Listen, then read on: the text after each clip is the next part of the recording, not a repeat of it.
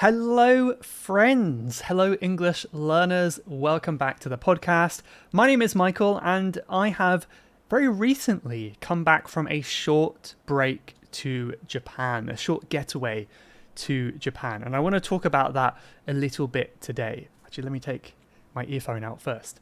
And I am recording this a little bit in advance, as I like to do. So this might be coming out a week or two later than I'm recording it. But yeah, as of this moment, this is the first time I'm recording after my trip.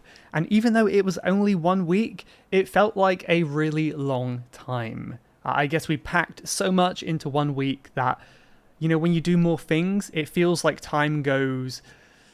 I don't know if it goes more slowly, but when you look back on that moment, on that time, it feels like it's a longer time than it actually was.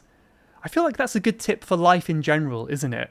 The more that you can do in your life, the more adventures you try, the more new things that you do, the longer your life will feel. And conversely, the opposite, if you're just having a routine where you do the same thing every day with no excitement, your life will pass you by very quickly. That's at least my experience anyway, but let me know what you think. Anyway, I don't want to get lost on a tangent. It's good to be back. I'll try not to ramble too much today. But today I thought I would talk quite casually about some thoughts on my trip, maybe quickly go over what I did, and then I want to focus on language practice. So you may know that I'm learning Japanese, and a big motivation for me to return to Japan was to practice my Japanese. And I thought I would kind of recap or summarize this into an episode today. But let me know what you think. Your feedback is so important to me because it helps me plan and shape the future of this podcast.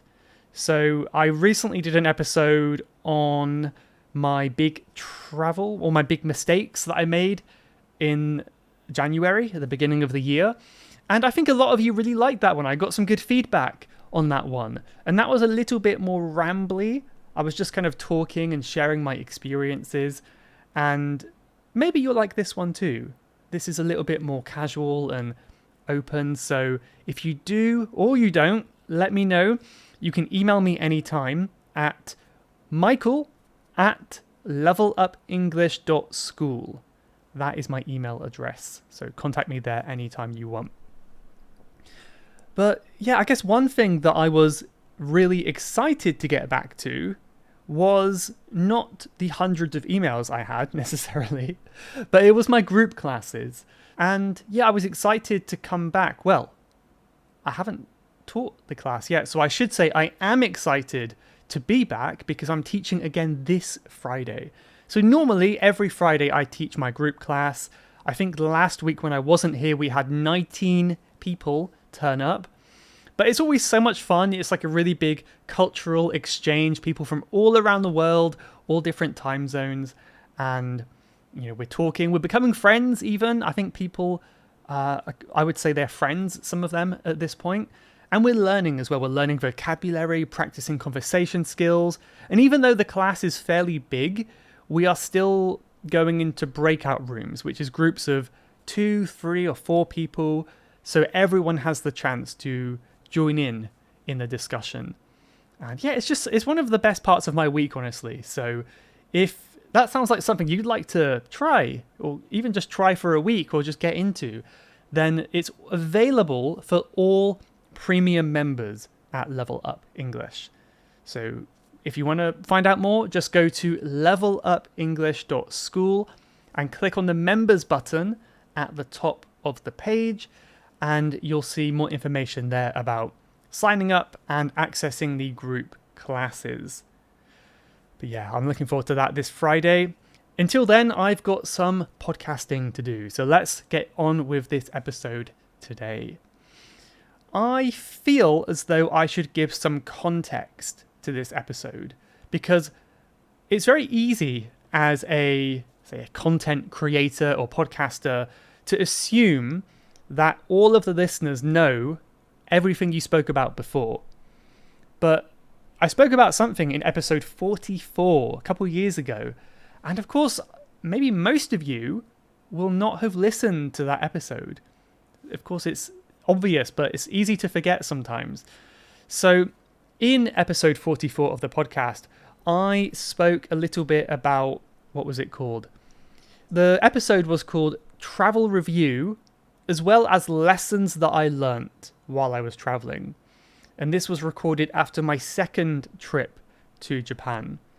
And I think this was around the time I changed to the Level Up English podcast as well. Lots of things were going on at that time. But basically, a big part of my story in becoming a teacher was, first of all, my interest in foreign languages myself. I was really interested in learning other languages like Japanese from around the age of 18 or 19. And yeah, I wanted to get into that language learning world a bit more. And English just happened to be a language that I knew fairly well, being native. So just a really quick recap, I won't go over it in too much detail for those of you who do know the story. It is also on my About page on the website. If you go to the website and click on About, it kind of recaps the issue there. But basically, I went to Japan for the first time in 2016. And this was after studying for a few years. And I felt quite confident in my Japanese. However, when I landed, I realized instantly that I just wasn't as good as I expected. And one issue I had is just I wasn't able to speak.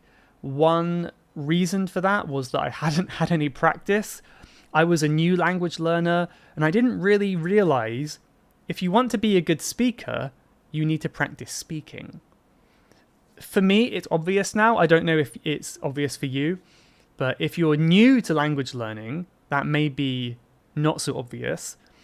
I was really good at reading and writing and textbook study, but not so good at speaking. Because I went to the airport and I tried to say thank you, which is, honestly is still a word that I struggle with today. It's so hard in Japanese because it's so long, but yet you kind of say it very quickly. And it comes out very weird. But anyway, it came out a bit like just some random sounds came out. And I thought like, oh my gosh, what am I going to do? I cannot speak Japanese. And it was a bit of a wake-up call for me. A wake-up call is like a moment, a realization in your life when you realize something big. You know, you realize maybe you have to make a change or something is not as you expected. So another issue I had is that I was just too shy at that point. This is why, especially in the early days of the podcast, I focused a lot on building confidence and overcoming shyness because I believe they go together, language learning and confidence. If you're not confident, it's going to be really difficult to make big improvements in your English. And yeah, basically, long story short, I spent 1 month in Japan, my first country abroad on my own, actually. And I felt shy. I felt isolated. I felt very depressed, honestly, about that whole experience. It was a tough time. And that was 4 weeks spending alone with my own thoughts. It was quite hard. But somehow I was motivated to improve and turn this difficult experience into a positive one. So I returned to Japan in 2019. Only 3 years later, but it felt like a lifetime. It felt like a long time. And I guess, the younger you are, the bigger time, the more time matters, right? Like 3 years when you're in your early 20s is quite big compared to later in life, I think. But anyway, I returned right before COVID, actually. I think COVID happened basically right as I came back from that trip. And this time I went to Japan for 8 weeks. It was an amazing experience. It was a really good experience, amazing time. And I just turned everything around. I made it positive. It was really nice. One takeaway I had from that, which I mentioned before on the previous episode, was pre-planning to put yourself into situations where you need to practice your language skills. If you book private hotels for your whole trip, you don't really need to talk to anyone apart from, can I check in? Can I check out? But if you find some accommodation in which you're forced to talk with people, then it's a really good opportunity because you cannot escape in some sense, which is scary, but I think that's what we need. We need to do scary stuff, leave our comfort zone to improve. So I signed up to some volunteer programs. It's on a website called Woofing, WWOOF, I believe. And there's volunteer programs all around the world. I did 2 in Japan, where I lived in the countryside for a few weeks. I was picking soybeans and talking to the old ladies who were giving me dried fruit as presents. And yeah, it's a really nice experience. It's something that very few foreigners have probably experienced in Japan, I would say. So that was really nice. I got to really practice my language skills and see what life was like in the countryside in Japan. That was a great experience. And another thing I did is, I guess one takeaway from that trip is I was open. Just being open, having an open mindset, an open body language, not kind of crossing your arms and putting your shoulders up high, but to, lift your neck and your head straight and be quite open and relaxed. People will notice that and they're more likely to talk to you. And that's what happened to me. I went to quite a nice, hip, vegan cafe in Kyoto, and the lady next to me just randomly started talking to me. I guess because I'm a foreigner, maybe I'm quite interesting, I suppose. I don't know. But yeah, maybe because I was open, right? And she just said, I'm a yoga teacher. I'm teaching a yoga class at my house tomorrow. Would you like to come? And I was honest with her and I said, that sounds really terrifying, but I am trying to do more things outside my comfort zone. So I will be more than happy to try and see if I can do it. So I agreed, and I ended up, there were me and 2 other people along with her in a very small apartment room. And it was a great experience. I listened to the whole yoga lesson in Japanese and it was good practice again. And we went out for lunch afterwards, had a good time. Yeah, amazing time. And it all happened because I was open and I said yes to an uncomfortable experience. So yeah, I made great friends along the way on that trip. There was still some way to go. It wasn't always easy. I did feel kind of rejection, or I felt difficulties when it came to talking with people and trying to make friends. It's always hard in a new country. But I learned a lot about the importance of confidence and also not taking yourself so seriously. I think on the first trip, the mistake I made was thinking, if I make a mistake, everyone's going to remember forever. And they're going to tell all their friends about this silly foreigner who said the wrong word. And I would just feel horrible all day about a silly mistake that I made. And I think, honestly, if you're worried about making mistakes, you're more likely to make mistakes. So it's a vicious cycle, a very difficult cycle that you get stuck in. And if you're more casual, you take life more, less seriously, let's say, I think you have more fun, but also you end up making fewer mistakes. And when you do make a mistake, you can laugh and you can learn from it as well. I'll try to remember some ones on this trip. But now let's get to the present. I tried to keep it short, but that was a recap of my previous 2 trips. This year, I embarked on my 3rd trip to Japan. It was only 1 week this time, but I packed in so much in 1 week. And it was my first time in Kyushu. Kyushu is the island on the south of Japan. And I guess I mostly chose Kyushu because it's February and other places would be colder. Actually, it was very comfortable. It was between 15, 16 degrees Celsius. Quite comfortable compared to Bangkok anyway. So we did a triangle trip. I called it my Sankaku Ryoko, which is triangle travel. I don't know if that sounds natural in Japanese, but that's what I called it anyway. And we went from Fukuoka to Nagasaki, and then we got the boat across the kind of the bay, the sea, to Kumamoto, and then we went back to Fukuoka again. So it was roughly 2 days on average in each place over the week, and sandwiched by Fukuoka. If you say something sandwiched by something, It's kind of like there's bread on both sides, right? Fukuoka was the bread at the beginning, at the end, and the rest of the trip was in the middle. So it was sandwiched by Fukuoka. And it was amazing. I enjoyed every place. I think Nagasaki was my favorite. It's a little bit smaller. Obviously, it has really fascinating, important, and sad history, but also quite hopeful as well. So for those of you who don't know, I guess, Nagasaki was bombed with an atomic bomb in 1945 at the end of World War II, and it devastated the town, the city. Loads of people died, loads of people were injured, and the effects of the bomb are still apparently apparent today with things like birth defects and all the radiation problems that came from that. Really horrible situation. People still debate whether it was really the right thing to do, whether it ended the war or whether it was just needless killing.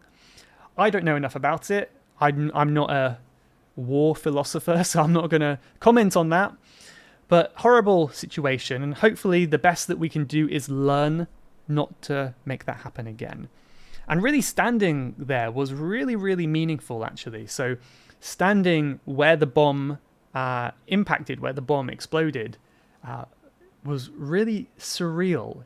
It didn't feel real in a sense. Thinking 80 years ago, there was such devastation and death and suffering in that place.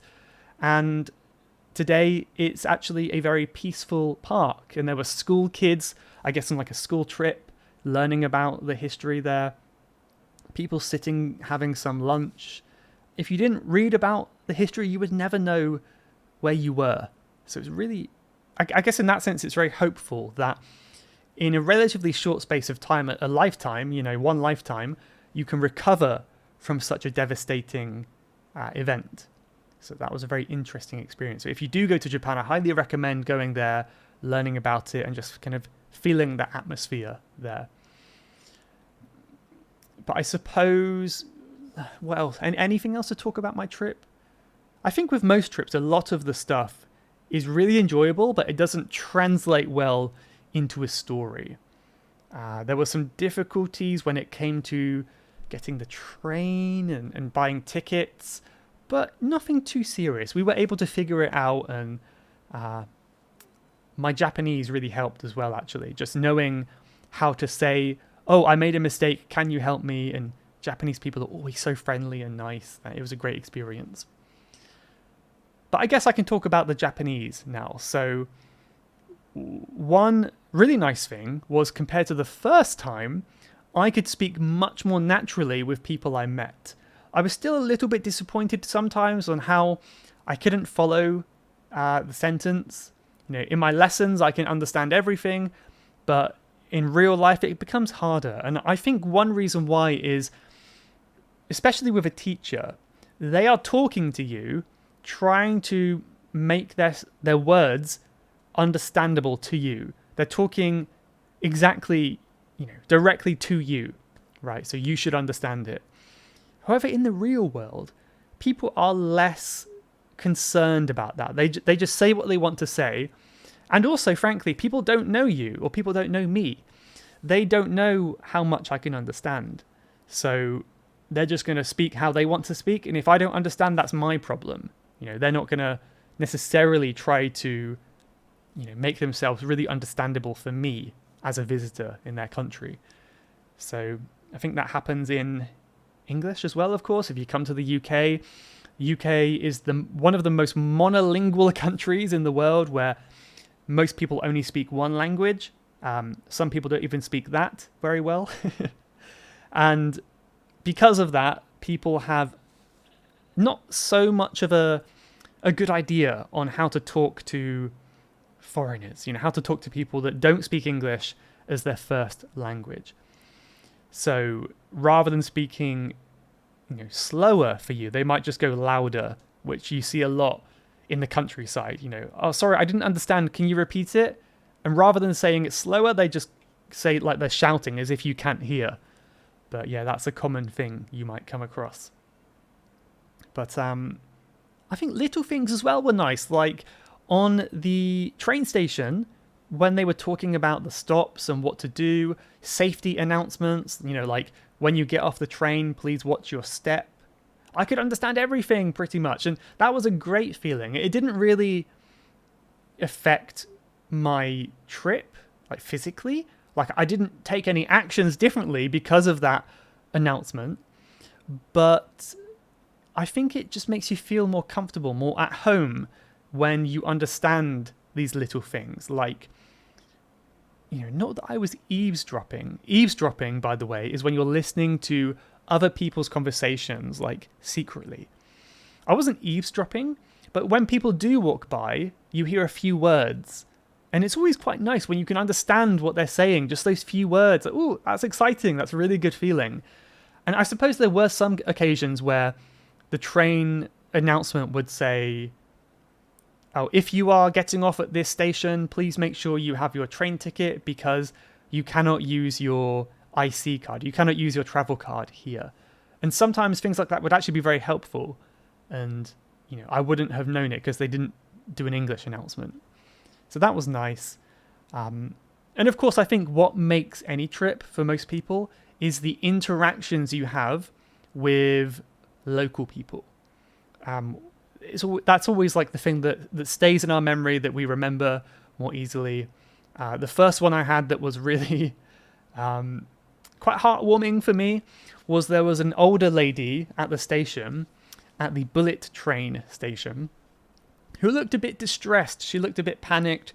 She wasn't sure where she was going, I suppose. And she was saying, excuse me, trying to shout for some help. And no one was coming to help her because I guess there were no staff in this section of the train station. So she was looking around quite panicked and she looked at me for a second and I could tell she was thinking, should I ask this foreigner? Like, will he understand me? So I kind of decided in that moment, again, to do something a little bit uncomfortable, to take the, what's the word? I can't think. Take the step and just say, oh, are you okay? Is there a problem? And she explained to me in Japanese that she's trying to get the Shinkansen to Nagasaki, but she doesn't know where to go. And she said, is it up here? And I said, no, I've just come from here. It's not this way. I'm actually also going on that train, so let's go find it together. And I said, don't worry, we've still got time, so there's no rush. And that was a really nice feeling because actually my language skills were helping a situation. It wasn't just for practice. It was actually helping someone. And then I asked a member of staff I found, is this the right way? And I said, okay, come on, nice lady, I'll show you the way. And she was like, oh, such a pain, isn't it? Oh, it's so annoying. She was complaining about it, but it was a funny experience. I think it was nice, and I felt like a local in that moment. It was a nice feeling. So that was really nice. There were a few occasions where I got lost or I didn't really know, like, is this the correct train? I would ask people. And I mean, on most occasions, people actually didn't know. I was really surprised. Like, people were taking the train and I said, does this train stop at this station? No one had any idea. They knew where they were going, but that was it. And to me, that was quite strange because, like, if I'm in England, I know where the train is stopping, but maybe they were also tourists, though. I don't really know. I'll tell you now, maybe like the most disheartening part of my trip. Disheartening means kind of disappointing. And this was, I still don't know what to make of this, but I'll explain the situation. So my wife, I'm going to call her out here. My wife brought a very inconvenient bag on the trip. So we only travel with one bag because it makes it so much easier. It's horrible when you're moving around and when you're lugging around these big suitcases. To lug around, fairly advanced phrasal verb, means you're going to pull something heavy around with you. And we don't like that. So we traveled with just one bag each. But her bag was just like a big kind of handbag almost, really big, and it was really annoying to hold. So when we went exploring, she would use the coin locker at the station to store it just for a few hours. It's another great thing about Japan. They've got coin lockers everywhere. So hard to find in England just to keep your stuff, but most shopping malls and stations, there's coin lockers. It's such a good idea. Easy way to make money for the business. I don't know why more countries don't do it. But anyway, we used a digital coin locker. And when we came back a few hours later, we tried to get it open with our payment card, but it didn't work. There was some problem. And we actually realized it was a problem with all of them. Even the Japanese people, they couldn't get their bags out either. So they could simply solve the problem by calling the company. The company would unlock remotely for them so they could do it. We, however, did not have a SIM card that allowed calling, only for data. So I didn't really know what to do. And I went over to the information desk, quite tired. It was a little bit early for me. And I just explained in Japanese, there's a problem, the locker's not working. I don't know what to do. Is there any way you can help? They very kindly called up the company and she said, would you like to talk directly to the company? I said, okay, sure. And she said, yeah, he can speak English, by the way. It's no problem. So we started in English, quite basic English. And then I kind of responded in Japanese because I could say some things in Japanese. So I said something. And on the phone, the worker guy was like, oh, you can speak some Japanese. And I said, yeah, just a little bit, just a bit. And then he switched totally to Japanese, no more English. It's almost like in that moment he forgot all his English and he just refused to switch back to English, which was very difficult. So I now know how a lot of you may feel if you have to take phone calls in English. It was my first ever phone call in Japanese. And it was in a very busy train station and it was a very old wired phone. So the quality of the call was not great. Even in English, I think it would be hard to hear. And of course, I had the added stress of trying to understand what he was saying. And I suppose I was also quite stressed in that moment. It was a very awkward situation. And that stopped me from understanding even more, if you know what I mean. If I was more relaxed, maybe I could focus more carefully. So I kind of understood a little bit, but I really found it tricky. I really found it difficult. And I could kind of explain the situation like, oh, my wife is in front of the locker, but we cannot call you. This phone has a wire, so we cannot, take you over to the locker with the phone. And it was very difficult. And I was just talking for like 30 minutes or so, didn't know what to do. He said something, and I said, okay, no problem. And then he hung up. And then I realized, actually, I didn't understand what he was asking. So I kind of like pretended like, okay, I understand. But really I didn't. It was just really awkward. And eventually I came back to the tourist information a few minutes later and I explained, I don't know what's going on. His English isn't great. My Japanese isn't great. I really don't know what to do. Is it possible that you can call and try to sort this out? And she was really nice. Maybe she was a little bit annoyed. I could sense some friendliness disappearing, but we needed our bag. What could we do?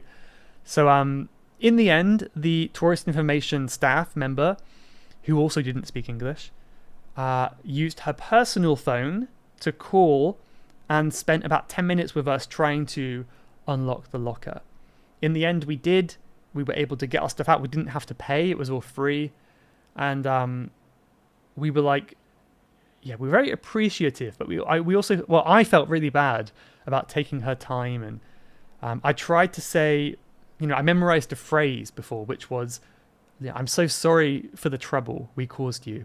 And I wanted to say that phrase, and it was kind of going around in my head. And I've said, okay, when she leaves, I'm going to say this phrase.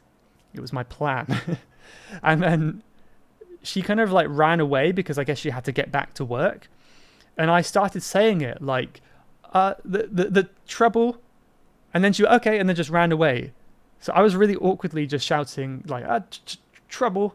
And then I couldn't finish my sentence. It was quite embarrassing. So I honestly don't feel too bad about it because, again, there was a lot of stress. Talking on the phone is difficult. I tried to think of it as a learning experience, but that was a really big challenge for me. And I think that was before my morning coffee, so that made it worse. But yeah, let me know maybe if you have ever had to speak with someone on the phone, just audio call. How did it go? It's always scary, isn't it? It's a scary thing. So that was one thing. Another experience I had was going to restaurants where I was the only customer. One of them, I'll tell you the name. Like, if you happen to go to Nagasaki, I recommend a small place called Nobista. I think the owner is called Nobi, but it's like Nobista. And it's a really small place, like very typical Japanese, like izakaya style, where you've got a bar and a few stools at the bar. And when I went there was one other man there, but he soon left. So when I was eating my meal, it was just me on my own on a Tuesday night, and the owner and I had a really good talk. Her English was great, but we still practiced a little bit of Japanese as well. Great chance for me to practice and just try to explain, what we're doing. We're on this trip and all that kind of stuff. Yeah, where I'm from. Really, really nice. There was a couple experiences like that where I went to restaurants and it was only me. And I guess this relates to another tip that I have, but I think I will come back to this later in a little bit. So I'm going to end in just a second with some takeaways, some summaries of the journey here. And I guess the final thing that comes to mind when it comes to language stuff is I had a few nice interactions with people in cafes and convenience stores. Sometimes it was just like, wow, your Japanese is good, which I don't think is ever really true, that people say it to be polite, but you always have to go, no, it's kind of stop it. It's not that good. I'm still learning. You have to be very humble in Japan. But it's kind of nice just to have that extra interaction. Sometimes it would just be like, oh, it's really bad weather today, isn't it? Or something like that. I find compared to the UK, it's really hard to get small talk out of, store workers and shop assistants in Japan. They like to do their job kind of correctly, and they don't really... I mean, I hope this doesn't sound offensive, but they seem a bit more like robots than people. They're really good at their job, but they often don't seem very human because they just do it so perfectly, right? Whereas in the UK, it's a bit more like chatting to a friend when you go to buy something. But one man was really nice. I would always buy these kind of hot food things in the convenience store, and he was like, oh, these are so good, aren't they? And I was like, yes, I am addicted to these. I need to stop eating them. A little bit of language practice again, but yeah, such a nice old man that made some very simple small talk with me, but these are the things that stay in your memory, aren't they? Anyway, I want to get to some takeaways now. I have been rambling a bit, but again, hopefully it's somewhat interesting for you, and maybe you can relate to some of these as well. So my first takeaway is confidence is huge. As I said before, I would often second guess myself on this trip. If you second guess yourself, that means you think that you're right, and then you go, actually, wait, am I right? Am I wrong? Maybe I'm not right. It's like you doubt yourself. So doing so would cause me to make mistakes. There were a few occasions where I was talking and I would say, oh, my reason for learning Japanese is blah, blah, blah, blah, blah. And I was, my reason for, is that right? And I would kind of say this as I'm talking. And the other person would be like, yeah, that's fine. Yeah, keep going, keep going. And I realized that doubting myself in that way kind of made the flow of the conversation a little bit more awkward. And even if I did make a mistake, they probably understood me anyway. So just be confident. Don't doubt yourself. If you make a mistake, just keep going. It's not a big deal. Yeah, I think that's one takeaway I had. Another thing relating to confidence is sometimes I would kind of almost force myself to be more confident. It's almost like acting, like you're pretending you're really confident, and it kind of allows you to speak in such a way that it sounds more natural. You're not going hesitating, and you sound very timid as well. But when I did that, I do acknowledge that I was more likely to make mistakes because I'm speaking quickly and I'm not thinking so carefully about it. I don't know if more likely is the right word, but I should say you still make mistakes. Whether you doubt yourself or you speak confidently, you're going to make mistakes either way, right? One silly example, I don't know how this sounds in Japanese, but I should have said, I've been learning for 10 years, 10年間. And I actually said, it doesn't really translate to English, but I said 10年. So I didn't say the kan at the end, which kind of means length of time. So maybe I said, like, I've been learning 10 year or something a little bit different like that. And they totally understood me. They didn't correct me. But I think probably it sounds a bit unnatural. Let me know if you're Japanese. I think that sounds wrong. So I kind of reflected on this. And on my first trip, I would have felt quite bad about that, honestly. But on this trip, I reflected and I thought, I realized I made that mistake. Okay, I know next time I will not make that mistake. And I used these opportunities as a lesson. So I talk about this all the time on my podcast, and I'm trying now to listen to my own words. I'm the same as you, right? Another interesting takeaway I had or realization is that things that I learnt from flashcards really did help. Flashcards are, somewhat controversial. People like them, some people don't. But these are cards I study on my phone, my computer, where you've got English on one side, Japanese on the other side. And especially when there was audio connected to it, the audio really stuck in my head. I think I'm quite an audio learner, I guess. So there were a few occasions that just by coincidence, things came up at the right moment. So one day I studied on my flashcards the word for the city, Guangzhou, which, if I remember correctly in Japanese, is Koshu. Koshu. I think so. I haven't studied it in a few days, but I think that's what it is. And by chance, I needed to use this city, this name, this word, the next day. So I thought, oh, great. I practiced this yesterday. I know how to say it. And then I also saw it a few other times. Like I saw it written on a signpost or something, and I knew how to read it. So I found flashcards quite helpful. It did bring things up in my mind that I had learnt before. So that was nice. Also, 2 more points now. Learning as you go is important. It's another takeaway I had. So I spoke about observation decks with my teacher a few weeks ago. The word in Japanese for observation deck, a place where you can see a nice view or a city. When I was in Japan, I remembered this word. So when I was with some Japanese people and I saw a tower, I just said, oh, does that tower have an observation deck? Actually, I knew the answer. I knew that it did have one, but it was a nice way to practice.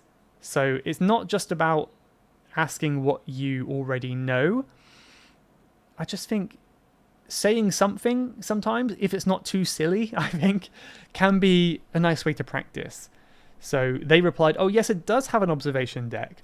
And then the next day, we went to another observation deck by chance, and they were talking about it. So this is like an example of real life flashcards, real life spaced repetition, where you're hearing something, you're practicing it, the next day you're hearing it again, and this is how you learn new vocabulary. You're just getting that input and output on a regular basis. And I think I still remember how to say it now, but I will need to review if I want to keep it in my long-term memory. Last point now, which is what I hinted at earlier, which is don't just say what is necessary. So little things like making extra conversation. I do this in English as well. I think it's really nice when it comes to just making connections with people or possibly leading to a longer conversation. So rather than just going to a shop and saying, this one please, thank you, bye, say one more thing, just one more phrase. I would say, it's terrible weather. Look at this weather outside. It's raining so heavily. And then the sales assistant would say, yeah, it's come out of nowhere. What happened? Here's your umbrella that you're buying. Take care. And like, it can have at least a little nicer, longer interaction. Another example is when I bought the train tickets. I looked at the screen, and the next train, it had no seats available. I knew it was full, but the train after that was fine. So the person said, okay, your train is at this time. It's the second train. I already knew that the first train was full, but I thought, okay, this is a good chance for me to practice my word, which is manseki, which means full seats, no seats available. So I kind of said to the lady, the next train is full, isn't it? And she was like, yes, that's right, it's full. Again, I already knew it was full, but it was nice for me to practice. And now, whenever I want to say a train is full, maybe my brain will think back to that interaction and it makes it more memorable. So, yeah. Usually it's just a little phrase, but again, sometimes it can lead to a longer conversation. And who knows, maybe you will do it and you will end up the next day in someone's house doing yoga. You never know what a few words can lead to, right? So there we have it. Some thoughts there. Really long episode today, considering I'm just rambling on my own. But I was really fired up, really motivated from that trip to Japan.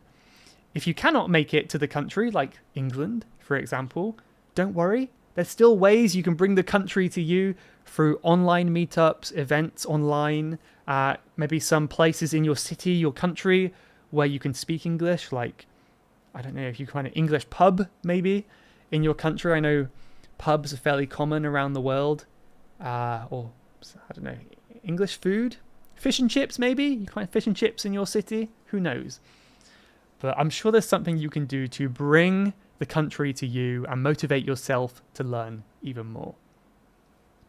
I will leave it there, but thank you for listening up until this point. I actually have a lot of new reviews to get to now, so thank you so much for all of you who have been leaving reviews on Apple Podcasts. That means the world to me. I'll talk about a couple of them today, and I'll get to the others another day. The first one is from Gokul in the United Arab Emirates. And they said, I'm Gokul. It's my first day listening to your podcast. It's awesome. Yes, I want to improve my level of English. That's why I'm searching some podcasts, and then I got you. Thank you. That's amazing. Well, first of all, welcome to the podcast. That's fantastic. I'm glad you found me. And the fact that you left a review after your first day of listening is also amazing. So really appreciate that. Thank you for your kind comments. One from the country of Ireland, perhaps someone who is living abroad. And this is from DTD Tau, who says, thanks so much for such good content. I learn a lot. Thank you. I'm so happy to hear that. That's great. Let's do one more now from Nicola Rajeh. Or maybe they are called Rahim. There's two names here. But this one says, hi, Michael. I'm listening to your podcast for almost half a year now. And it's been fun and exciting listening to you. I learned a lot from you about English and British culture. I'm now on episode 160. I wish you make an interview with an Arab person. Thank you for helping us. Thank you very much. I am always open to new interview ideas. If any of them happen to be Arab, that would be great as well. But thank you. If you're on 160 now, it may be some time before you hear this, but that will be a nice surprise when you get here eventually. Thank you to the reviews once again. I'll get to more of them next time. So let's end with a quote now. I usually end with like a motivational or inspiring quote. This one's a little bit funny, but let me know if you can relate. Money can't buy you happiness, but it can buy a ticket to Japan. I don't know who said that, but it's very true, right? It's very true. Ticket to Japan is always a good idea if you can afford it. Can be a lot of money though, depending on where you are. So let me know where that place is for you. Is it Japan or is it another country? What ticket would make you the happiest? What plane ticket would make you happiest? Thank you for listening to this super long episode. If you made it this far, let me know in the comments. Tell me that you are the true fan who made it to the end of a long episode. But for now, I'll leave you and I'll see you in the next one. Goodbye, everyone. You have been listening to the Level Up English podcast. If you would like to leave a question to be answered on a future episode, then please go to levelupenglish.school/podcast. That's levelupenglish.school/podcast. And I'll answer your question on a future episode. Thanks for listening.